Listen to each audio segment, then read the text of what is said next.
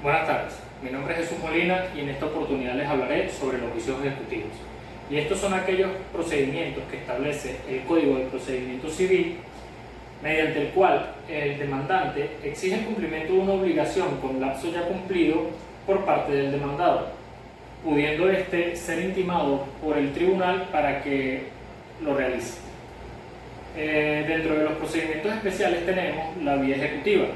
y es formulada a petición del acreedor ante el juez del lugar del domicilio del deudor o donde éste se encuentre, al presentar algún instrumento público o privado que demuestre de manera clara y cierta la obligación de pagar una cantidad líquida con plazo ya cumplido. El juez, al examinar los instrumentos presentados y de ser de los aceptados, procederá a decretar el embargo de los bienes que sean necesarios para cumplir con la obligación y con el pago de las costas procesales. Por su parte, si el demandado se rehúsa a comparecer en la citación o a responder de manera afirmativa o negativa sobre los instrumentos que se verse el reconocimiento, solo producirá que estos obtengan una fuerza ejecutiva. Decretado el embargo, se procederá de acuerdo a lo establecido en el título cuarto del libro segundo del Código de Procedimiento Civil hasta el estado de sacarse en remate, siendo ese estado donde se suspende el procedimiento ejecutivo hasta que haya una sentencia definitiva por el procedimiento ordinario. Es de resaltar que los bienes podrán ser liberados del embargo solamente cuando el deudor presente garantía o caución, a lo que se refiere el artículo 590 del Código de Procedimiento Civil. Por su parte, el procedimiento por intimación es presentado por el demandante cuando éste persiga o pretenda una cantidad líquida exigible en dinero, como también la cantidad de ciertas cosas fungibles o de una cosa mueble determinada, por ante el juez del domicilio del deudor, siempre y cuando el juez sea competente por la materia y por la cuantía, con la finalidad de que éste decrete la intimación para que el deudor pague o entregue la cosa en un lapso de 10 días.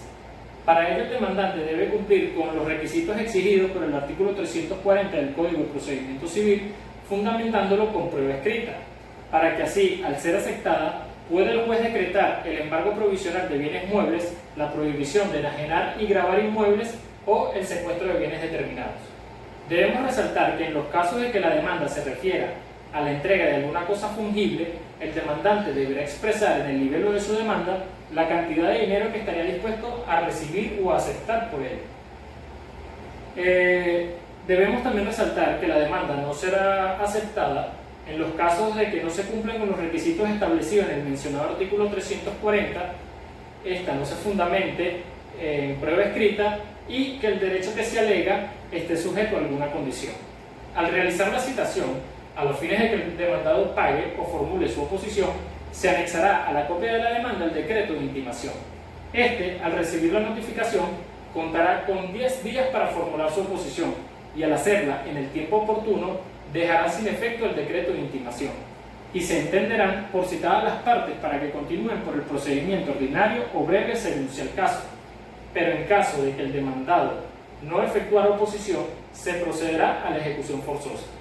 La ejecución de crédito fiscal es formulada por el demandante a través de una demanda donde presentará la liquidación del crédito o el instrumento que lo justifique por ante los tribunales civiles con competencia según la cuantía, salvo lo dispuesto por el Código Orgánico Tributario, decretando entonces el juez el mismo día la intimación del deudor o demandado para que pague dentro de un lapso de 3 días si dicha liquidación o instrumento tuviera fuerza ejecutiva. Para ello, el juez debe comprobar los siguientes extremos: que la planilla de liquidación de crédito fiscal del demandado o instrumento que lo justifique cumpla con los requisitos legales correspondientes y si el crédito fiscal demandado es líquido y de plazo vencido. Por su parte, el demandado podrá hacer su oposición al pago dentro de un lapso de 8 días siguientes a la intimación, abriendo la causa a prueba y se seguirán en adelante los trámites por el procedimiento ordinario, ya que dicha oposición solo puede hacerse por los siguientes motivos: el pago del crédito fiscal que se le haya intimado, a cuyo efecto el demandado consignará en su escrito de oposición el documento que lo compruebe; la pendencia de un recurso administrativo o contencioso administrativo en el cual se haya decretado la suspensión previa de los efectos del acto recurrido;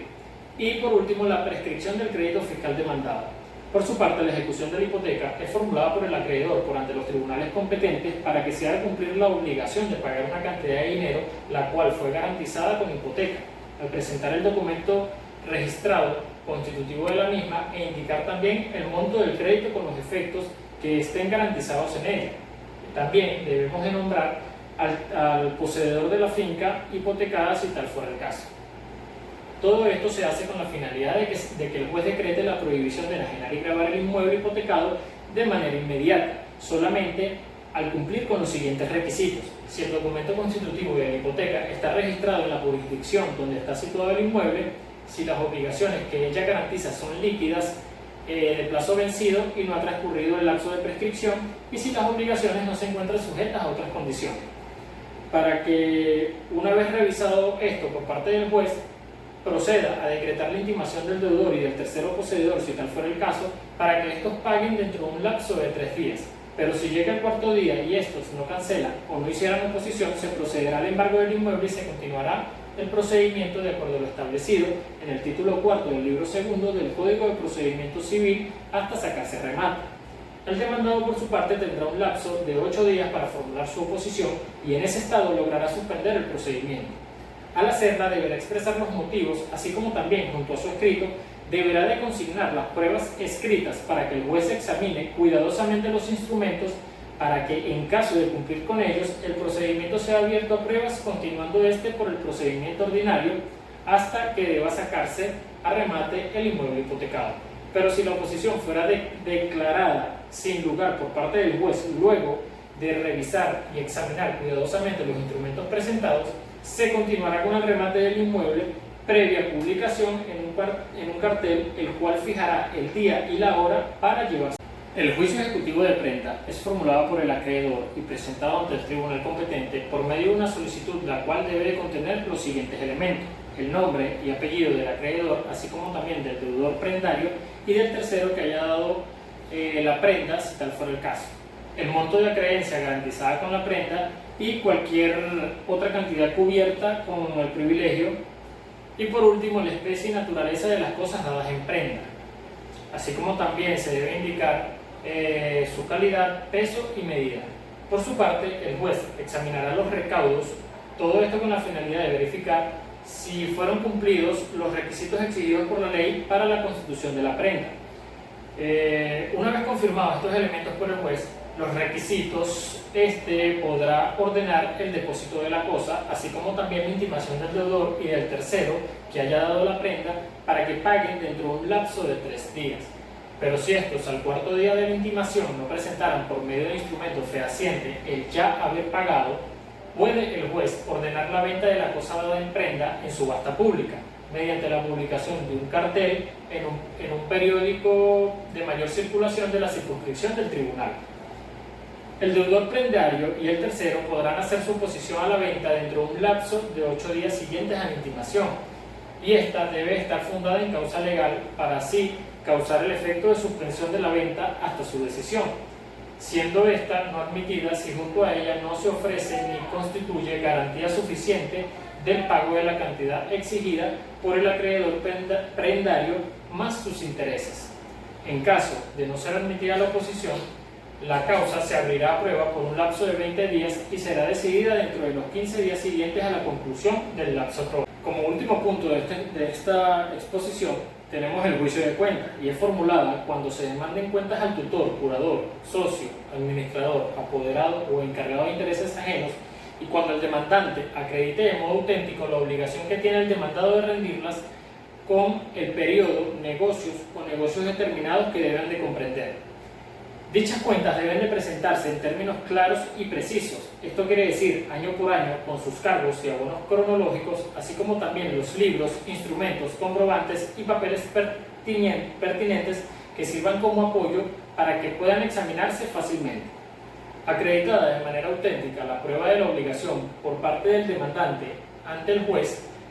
ordenará la intimación del demandado para que las presente dentro de un lapso de 20 días. Formulada la oposición por parte del demandado y al no apoyarla por una prueba escrita, el juez ordenará al mismo que se presente las cuentas en un plazo de 30 días. Pero si el demandado alegara que ya rindió las cuentas o que las mismas corresponden a otro periodo u otro negocio diferente a los indicados en la demanda y a su vez apoya estas con prueba escrita, se suspenderá el juicio de cuentas y se darán por citadas las partes para que continúen entonces el proceso por los trámites del procedimiento ordinario.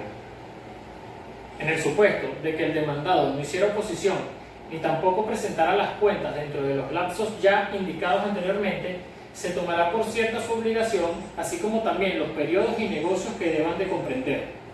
El juez procederá entonces a dictar el fallo sobre el pago reclamado o la restitución de los bienes que el demandado hubiera recibido por el ejercicio de la representación o de la administración conferida.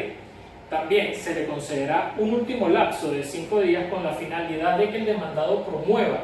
alguna prueba, pero de no hacerlo, el juez dictará su sentencia en 15 días.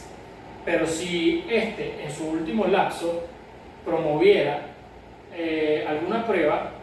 estas serán evacuadas dentro de un lapso de 20 días, después de ser admitidas por el tribunal, salvo que se trate de la prueba de experticia, caso en el cual se procederá como se indica en el capítulo 6 del título segundo del libro segundo del Código de Procedimiento Civil. Una vez presentadas las cuentas por el demandado, así como también los libros, instrumentos, comprobantes y papeles correspondientes, podrá la parte actora, es decir, el demandante, examinar dentro de un lapso de 30 días, expresando dentro de ese mismo lapso su conformidad u observaciones, y en caso de no haber acuerdo, se procederá a la experticia prevista en el capítulo 6 del título segundo del libro segundo del Código de Procedimiento Civil. Pero si la parte obligada a rendir cuentas no cumple con el deber de presentar aquellos libros, instrumentos, comprobantes y papeles necesarios, se procederá entonces conforme a lo establecido en el artículo 436 del Código de Procedimiento Civil. Muchas gracias por su atención.